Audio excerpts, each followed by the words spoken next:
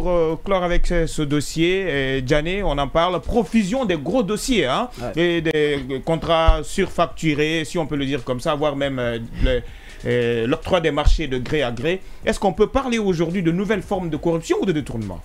C'est une question, vous posez une question très pertinente. Je crois bien que la République de Guinée a, n'est-ce pas, le privilège d'être ce qu'on appelle le pays des grands paradoxes, où la normale s'impose en norme et la norme s'impose en anormal. Ce qui marche chez les autres ne marche jamais en République de Guinée. C'est comme si notre terre était hostile à ce qu'on appelle aux besoins, disons, à l'évolution humaine. Vous voyez ici maintenant que l'article D, par exemple, du Code des marchés publics de la République de Guinée érige en principe fondamentaux donc, dans le cadre des passations des marchés publics, ce qu'on appelle la transparence, également aussi le respect qu'on appelle des principes d'appel d'offres et tout ce qui s'ensuit. Également aussi de ce qu'on appelle de l'information, de l'accès même des autres citoyens à ces marchés publics-là. Mais vous voyez qu'en raison simplement d'une simple règle qui est une exception en soi, soit érigée comme la règle principale. C'est-à-dire on transforme, on prend ce qu'on appelle l'exception, on fait ça en règle. C'est ce qui se passe sous notre tropique ici.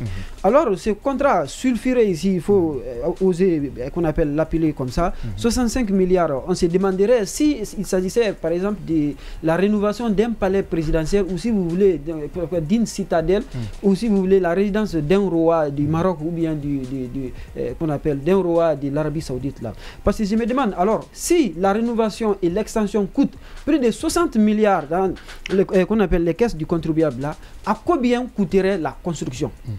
Moi, c'est la grosse question que je me pose là. Et là, je me suis amusé à faire un peu qu'on appelle des comparaisons.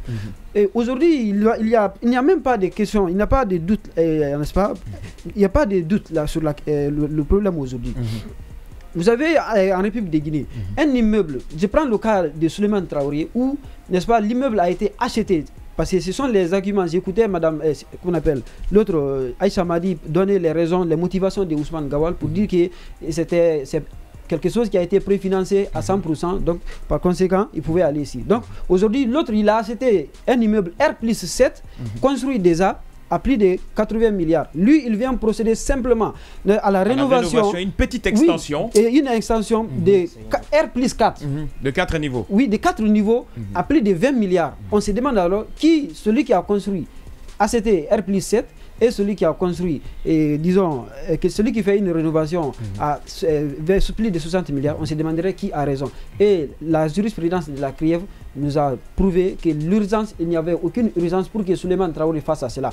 Et aujourd'hui, il n'y a aucune urgence également aussi pour que Ousmane Gawal procède, n'est-ce pas, à ces montages financiers permettant de procéder à une passation de gré à gré parce que les règles ne s'appliquent pas. Les raisons de passer un marché à gré ne s'y aident pas et les raisons également aussi d'un appel d'offres restreint ne s'imposent pas. Peut-être que nous aurons l'occasion de le démontrer techniquement.